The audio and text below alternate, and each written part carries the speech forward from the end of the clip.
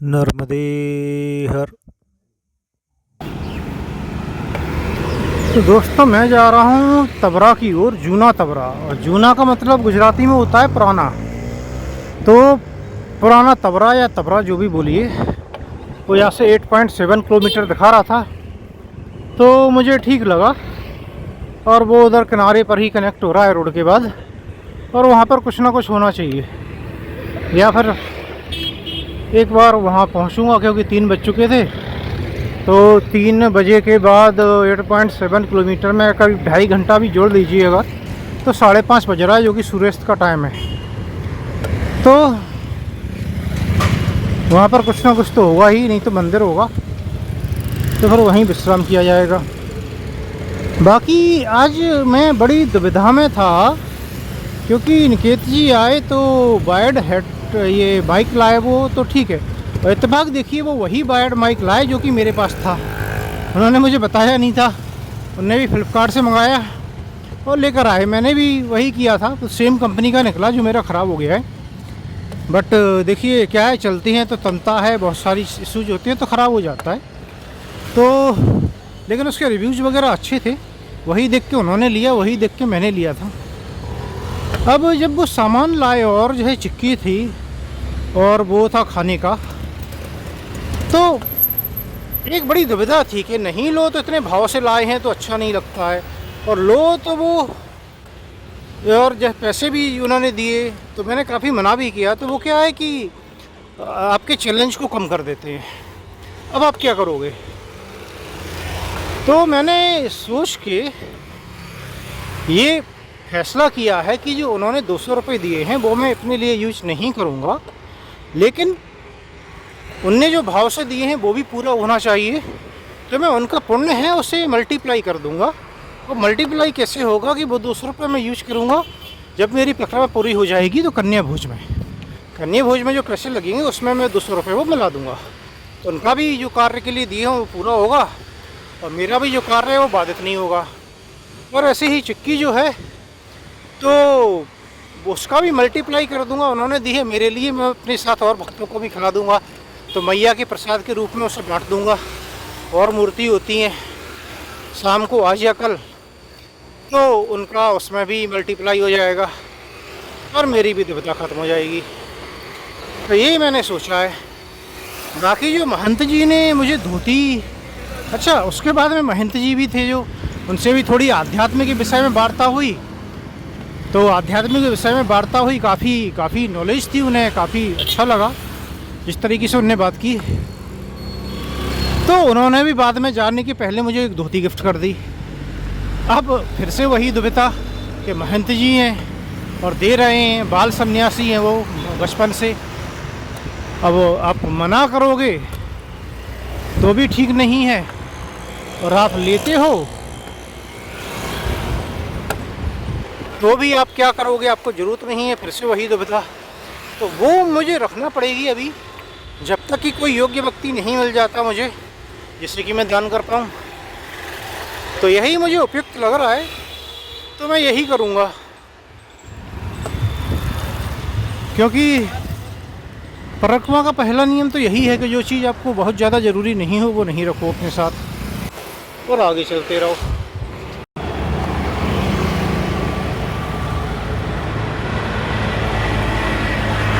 तो दोस्तों इधर कुछ ग्रामीण बैठे थे, वो भी परिक्रमा में थे, बीच में मिले मुझे 1 या 2 दिन पहले।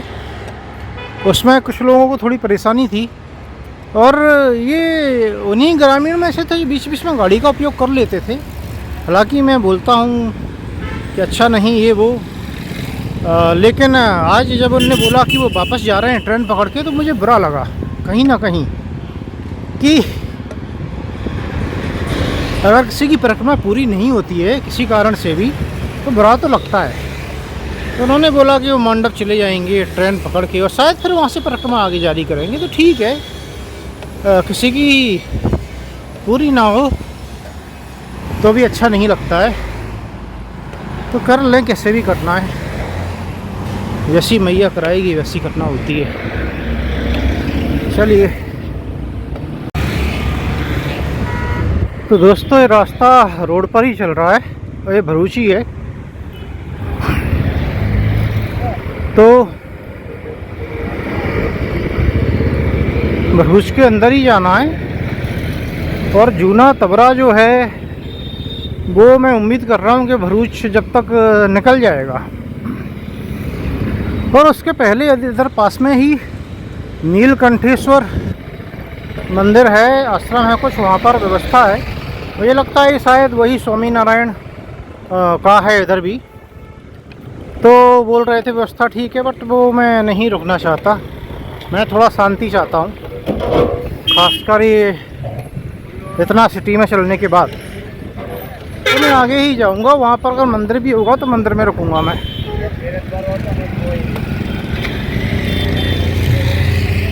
और एक और बात पता चली मुझे कि इधर से जो है मैया का जल प्रवाह शुरू हो जाता है। तो मुझे जो लास्ट टाइम दिख रहा था उधर से पानी फ्लो होता हुआ, तो वो सही दिख रहा था मुझे। तो धीरे धीरे क्या है कि समुद्र देवता का प्रभाव कम हो गया, मैया का बढ़ गया है। तो इधर बता रहे थे कि इधर जो है पूरा नर्मदा जी का ही जल है और सिटी में सप्लाई भी शायद वही होता है। तो अच्छी बात है ये। कल घाट जो है जहाँ तक मुझे अंदाज़ है शुक्ल तीर्थ पर पड़ेगा। अब शुक्ल तीर्थ यहाँ से मैं रुकूँगा, वहाँ से ज़्यादा दूर नहीं है। तो फिर या तो मैं बिना नहाए वहाँ जाऊँ और वहाँ पर स्नान करूँ, या फिर मुझे केवल दर्शन करके ही काम चलाना पड़ेगा। तो स्नान तो शायद कल नहीं हो पाएंगे मैया में, लेकिन दर्शन ज़रूर होंगे। और जो आज दर्शन हुए थे उनसे वो अलग होंगे। तो यही है, मैं चल रहा हूँ। और आजकल थोड़ा सा वीडियो शूट कम कर पा रहा हूँ मैं। जो रियल पर्पज़ है वो ज़्यादा ज़रूरी है वीडियो से। ये भी एक कारण है।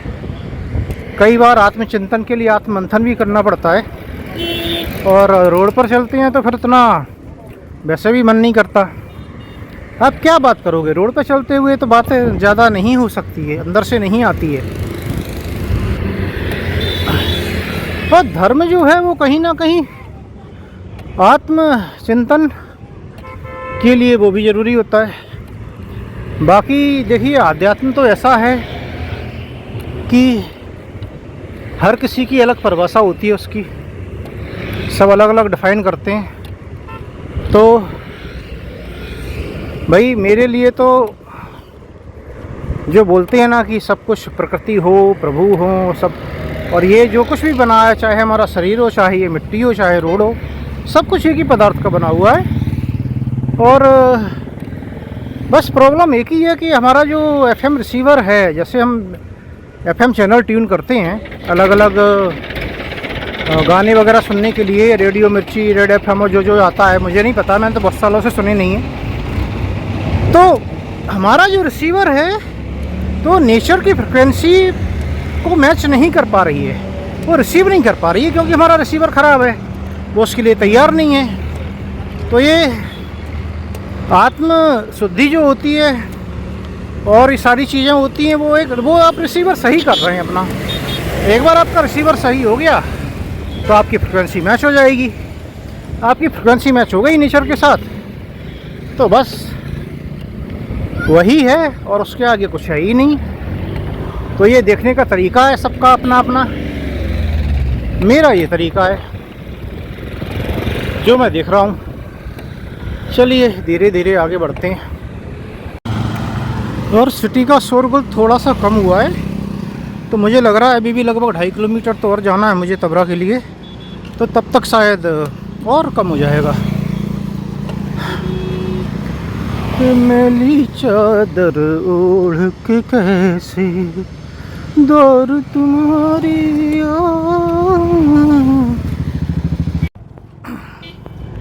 तो नबरा गांव जो है, नबरा नहीं शायद तबरा, हाँ, वो 1 किलोमीटर है करीब यहाँ से।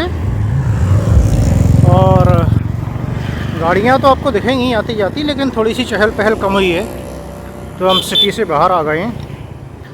बाकी यह बता रहे हैं कि रुकने का तो शायद नहीं है, या लोगों को पता नहीं है। वो बोल रहे हैं शुक्ल तीर्थ का, जो यहाँ से लगभग 7 किलोमीटर और होगा, 7 साढ़े 7। तो अब शाम हो गई है और अब तो वहाँ जाना संभव नहीं होगा, क्योंकि अगर मैं गया तो 7:30 बज जाएगा, हो सकता है 8 भी बज जाए। अंधेरे में भी चलना पड़ेगा, पूजा पाठ भी नहीं हो पाएगा और भोजन तो भूल ही जाइए उतने समय के बाद। लेकिन भोजन ज़रूरी नहीं है। तो अब मैं जाता हूँ, मैं जाकर देखता हूँ जो कोई मंदिर होगा आसपास वहाँ पर डेरा जमा लिया जाएगा। आज तो यही करना पड़ेगा। चलिए चलते हैं, देखते हैं। तो दोस्तों इधर से आते हैं तो यहाँ पर ये छोटा सा आश्रम मिलता है, मंदिर कम आश्रम ये है। देखिए यहाँ पे एक बाबा रहते हैं बूढ़े, तो वो सामान देते थे खाना पकाने के लिए। और एक सज्जन पूछ रहे थे कि रुकने का स्थान भी दिखाइए, तो ये देखिए